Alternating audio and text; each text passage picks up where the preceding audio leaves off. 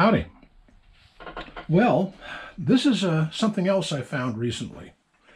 Through the magic of eBay, I bought a whole year's worth of this particular magazine. It's called the Gun Report.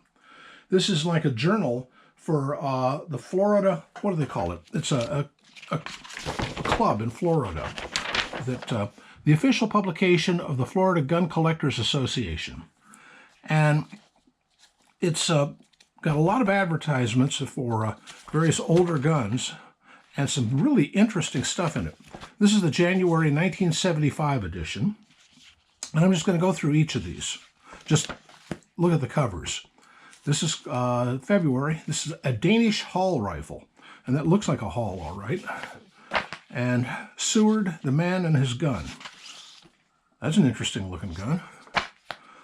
Samuel Barrett, Patriot Gunsmith, Concord, Massachusetts, 1749 to 1804.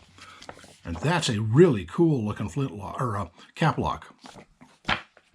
The Birth of the U.S. Model 1855 Pistol Carbine. Pretty cool, huh? We're up to June. Okay, this is the birth of the U.S. Model 1855 Pistol Carbine. Well, it looks more like an 1849 Colt to me. You know. And it says the last of the top ejection Marlins, but that again looks like a Colt. So I don't think the cover picture is always the same. This is called Arming of the Indian Palace, and that looks like that looks like an India pattern gun to me. The Spring Air Pistol in the USA, 1860 to 1880, and that looks interesting. That looks more like a flintlock though. The 32 Teat-Fire Revolver. I'll have to read that. That's interesting. Powderhorn recalls bicentennial history. Bicentennial was just coming up. 1976 was the bicentennial. So that was big back then. I remember it.